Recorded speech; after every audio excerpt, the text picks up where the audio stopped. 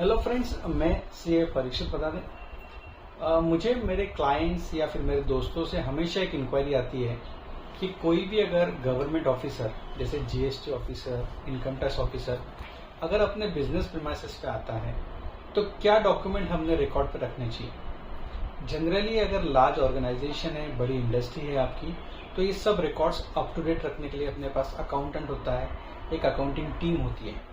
But अगर आप छोटे बिजनेस लेके चल रहे हो, एक स्मॉल ऑर्गेनाइजेशन है जैसे कि प्रोप्राइटरी फर्म है अपनी, और वही सब कुछ चीजें मेंटेन कर रही है, बिजनेस भी वही मेंटेन कर रहे हैं, रिकॉर्ड्स भी वही मेंटेन कर रहे हैं, तो क्या बेसिक चीजें आपने रिकॉर्ड पे रखनी चाहिए। इस वीडियो में मैंने 2-3 पार्ट बनाए हुए हैं जिसमें अलग अलग पार्ट में जो बेसिक केयर लेना चाहिए आपने टैक्सेशन के लिए उसके बारे में बताया। तो शुरू करते हैं इस वीडियो को। सबसे पहली चीज जो आपको रखनी है वो रखनी है रजिस्ट्रेशन सर्टिफिकेट। तो अगर आपके धंधे को, आपके बिजनेस को अगर जीएसटी नंबर है तो आपने जीएसटी रजिस्ट्रेशन सर्टिफिकेट रिकॉर्ड कर रखना जरूरी है।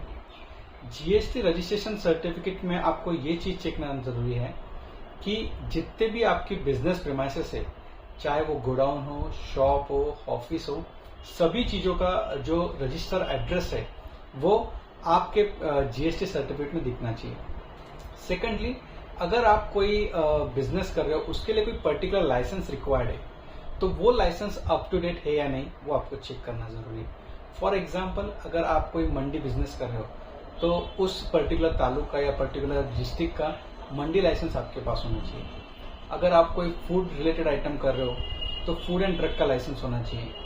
इस तरह से आपके बिजनेस को पर्टिकुलर कोई भी जो लाइसेंस लगने वाला है वो licence up to date renewed है या नहीं वो चेक कर लीजिए आप।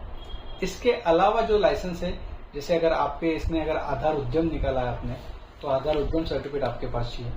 और इसी तरह से जो भी अलग अलग सर्टिफिकेट लगने वाले वो सब सर्टिफिकेट की कॉपीज आपके बिजनेस प्रीमाइसेस पे होनी चाहिए। सेकेंड पॉइंट इंपॉर्टेंट, जो बिजनेस कर रहे हो आप, तो वो बिजनेस जो कर रहे हो उसका जो नेम प्लेट है, जो name plate with GST number है वो आपके बिजनेस प्रीमाइसेस पे शो होना चाहिए। मोस्ट ऑफ द टाइम्स ये ऑब्जर्व होता है कि छोटे बिजनेस जो ऑपरेट कर रहे हैं वो मोस्टली कहीं पे अगर आपका शॉप है, कोई डेपो है, तो वहां पे आपका नाम मेंशन नहीं होता है। तो यहाँ पे आप सबको याद रखना है कि आपका जो भी बिजनेस प्रीमाइसेस है, गोडाउन है, डेपोज है, यहाँ पे आपको आपका फर्म का नाम, लोकेशन, देन उस पर आपका जीएसटी नंबर मेंशन करना बहुत जरूरी है। तीसरी चीज आपको इम्पोर्टेंट है, आप जो प्रीमाइसेस में काम कर रहे हो वो जगह आपकी खुद की है या रेंटल जगह है। अगर वो प्रीमाइसेस रेंटल है तो आपको रेंटल एग्रीमेंट या फिर उस पर्टिकुलर ओनर का कंसेंट रखना बहुत जरूरी है। इसी का मतलब है जिस भी प्रीमाइसेस पे आप काम कर रहे हो, एक तो आपकी वो प्रीमाइसेस खुद की होनी चाहिए या फिर रेंटल है तो रेंटल एग्रीमेंट या उसका कंसेंट लेटर होना चाहिए। मोस्ट ऑफ द टाइम इस तरह से मुझे ऑब्जर्व होता है कि एक ही प्रीमाइसेस पे एक से ज्यादा फर्म अपनी रजिस्टर होती है।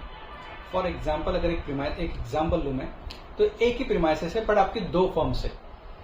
तो जब भी कोई जीएसटी ऑफिसर या इनकम टैक्स ऑफिसर आता है तो वहां पे एड्रेस दोनों का सेम आता है।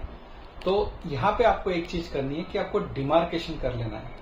अगर एक ही प्रीमाइसेस पे एक से ज्यादा अगर आपके बिजनेस है जिसके जीएसटी नंबर अलग अलग है तो आपको अलग अलग डिमार्केशन कर लेना है कि कौन सा प्रीमाइसेस कौन से पर्टिकुलर चीज के लिए।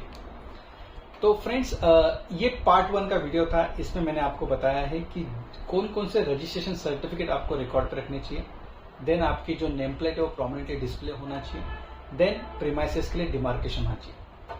पार्ट 2 में मैं लेके आ रहा हूँ कि कौन कौन से रिकॉर्ड आपको रिकॉर्ड पे रखने हैं। कोई भी प्रीमाइसेस पे अगर आपका कोई भी ऑफिसर अगर आता है तो कौन से रिकॉर्ड्स आपको मिनिमम रखना है। तो फ्रेंड्स, मेरे यूट्यूब चैनल को सब्सक्राइब करिए और इसी तरह से मोर इन्फॉर्मेटिव वीडियोस के लिए मेरे चैनल को देखते रहिए। Thank you so much.